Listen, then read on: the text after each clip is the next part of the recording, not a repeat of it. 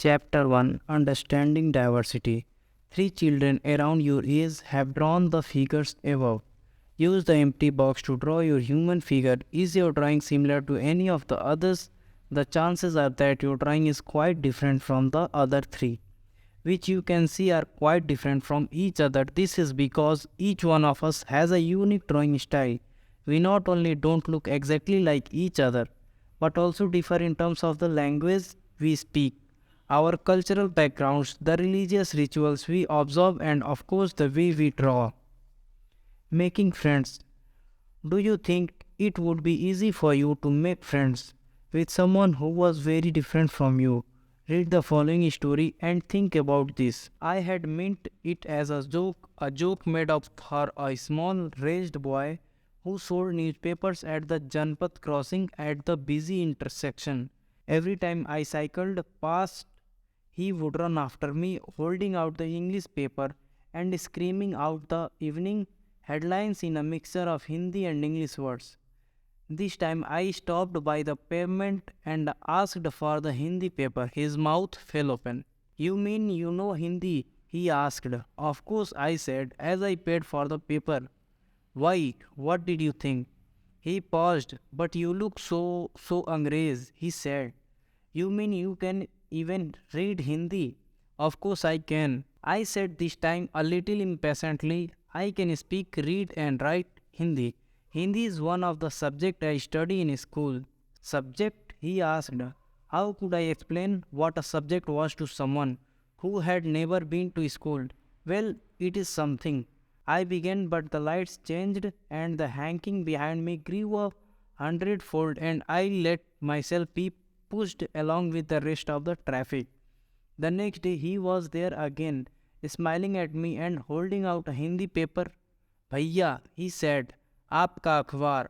अब बताइए ये सब्जेक्ट क्या चीज़ है? The English word sounded strange on his tongue. It sounded like its other meaning in English to be ruled by someone else.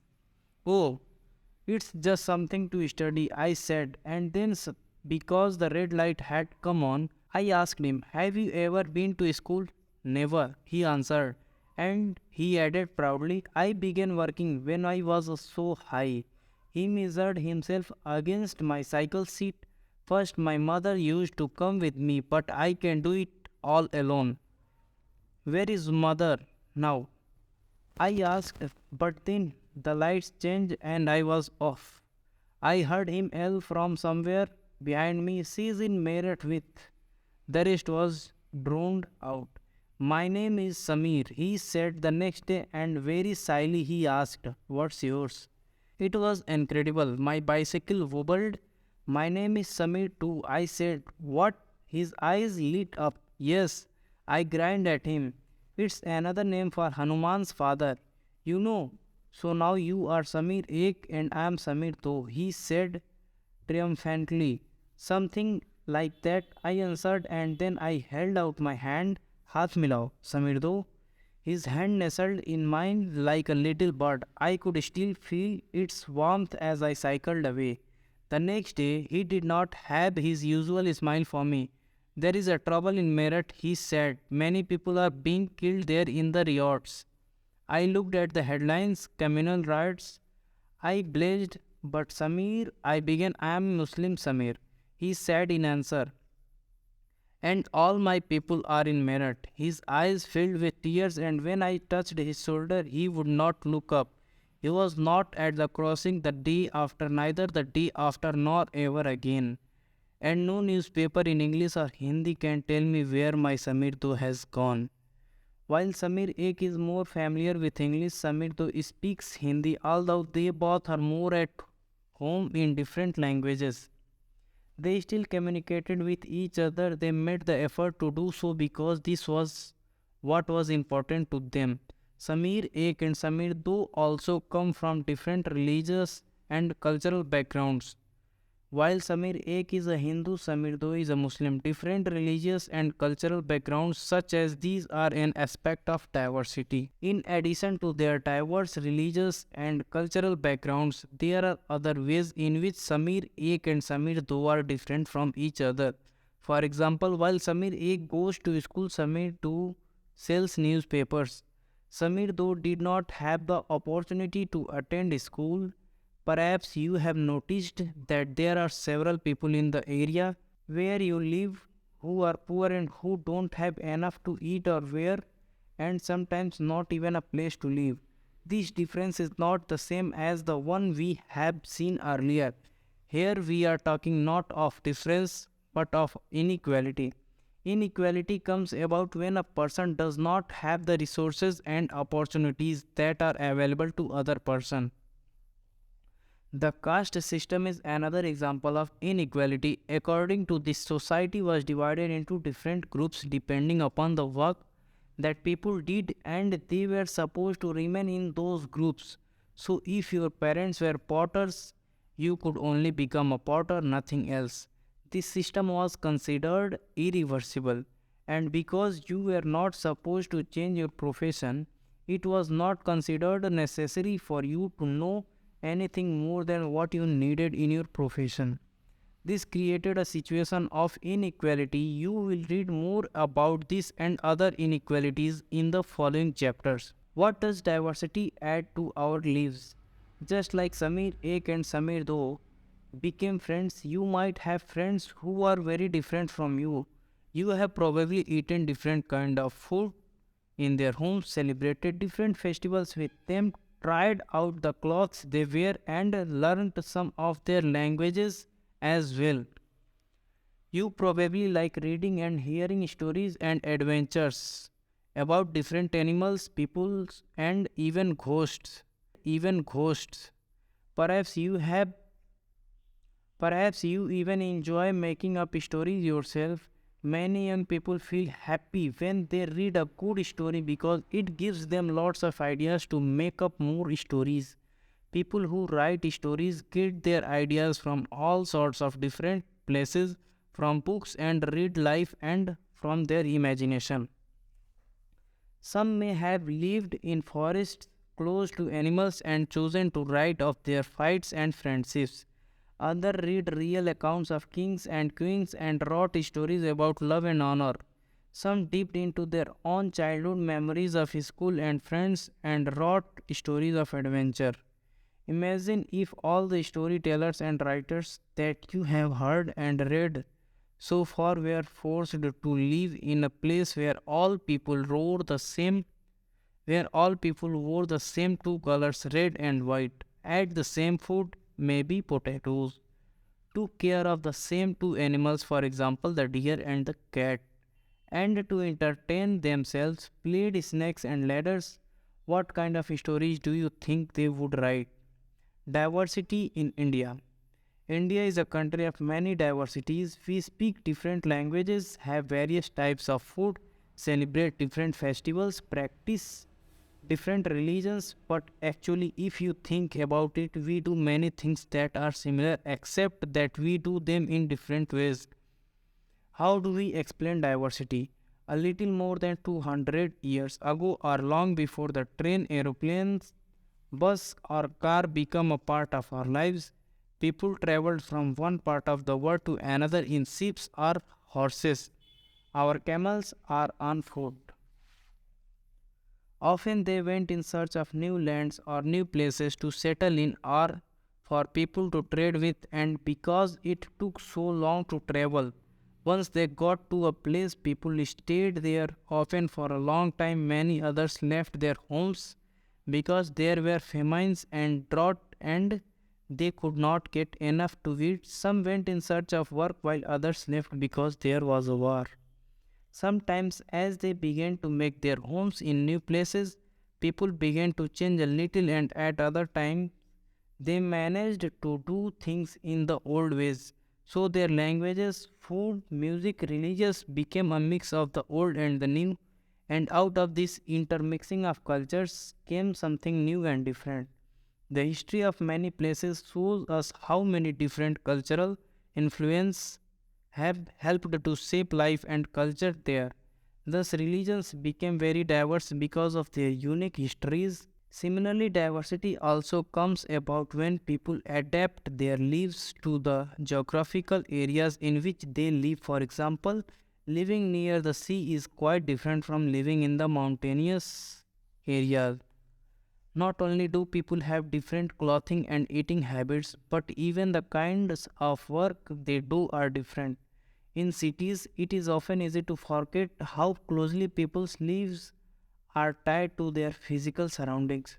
This is because in the city, people seldom grow their own vegetables and grain. Instead, they depend on the market to buy all the food and other goods that they need.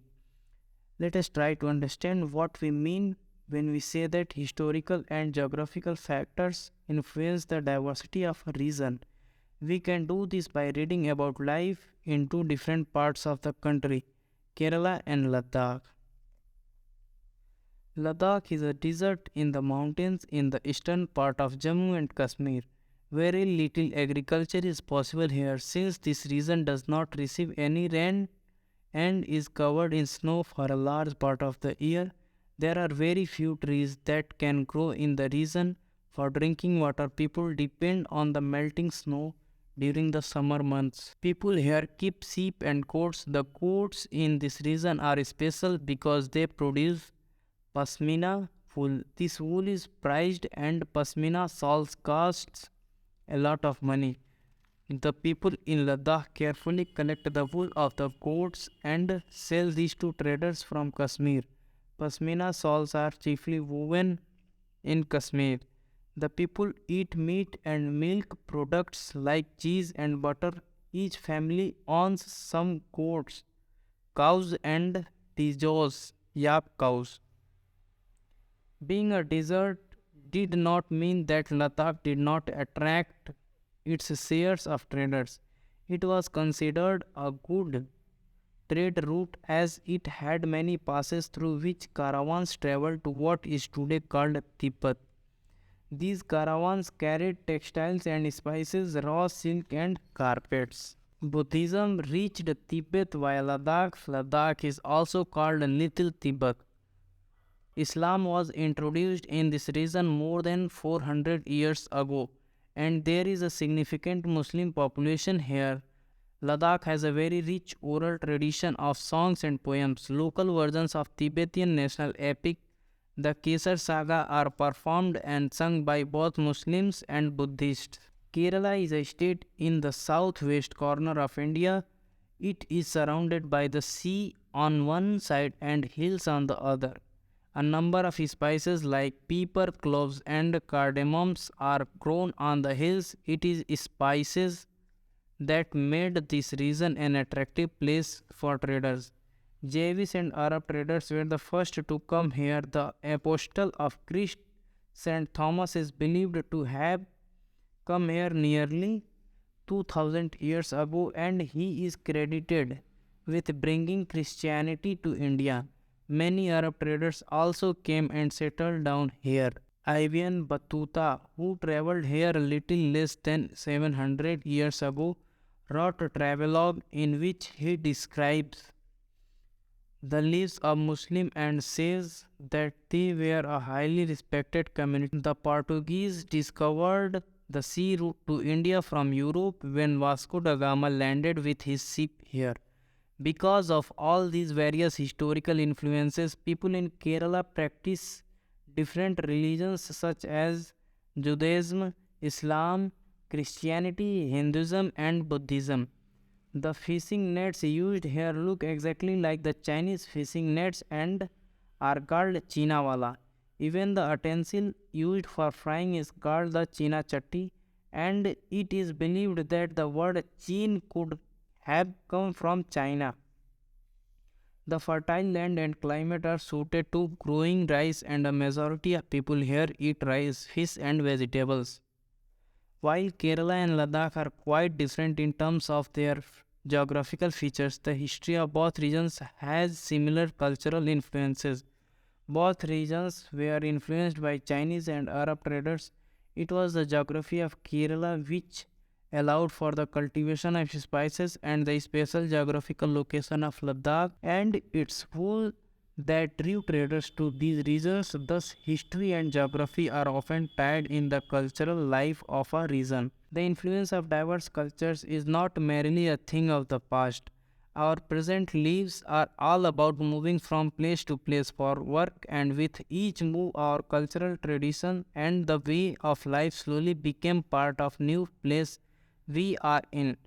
Similarly, in our own neighborhoods, we live close to people from several communities. Our daily lives are about the ways in which we do things together and hear stories about each other's lives, customs, and traditions.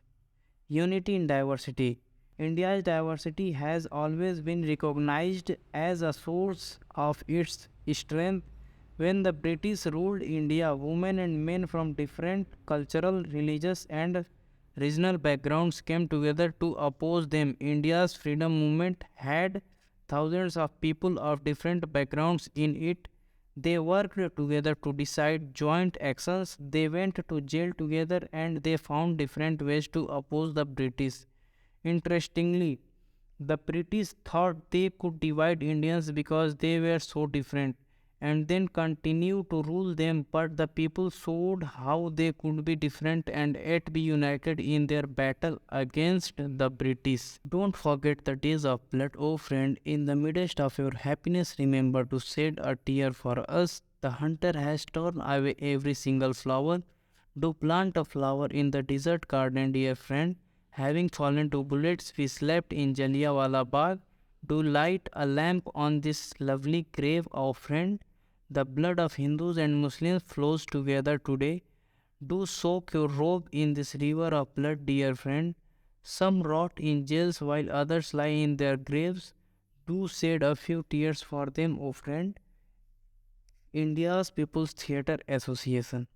This song was sung after the Jallianwala Bagh massacre in Amritsar, in which a British general opened fire on a large group of unarmed peaceful people, killing many and wounding even more.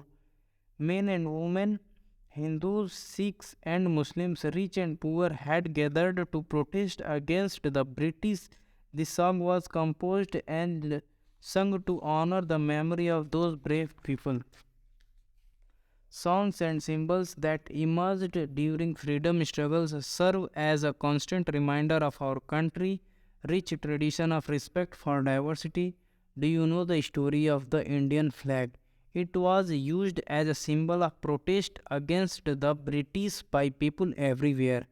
In his book, The Discovery of India, Jawaharlal Nehru says that Indian unity is not something imposed from the outside, but rather it was something deeper and within its fold.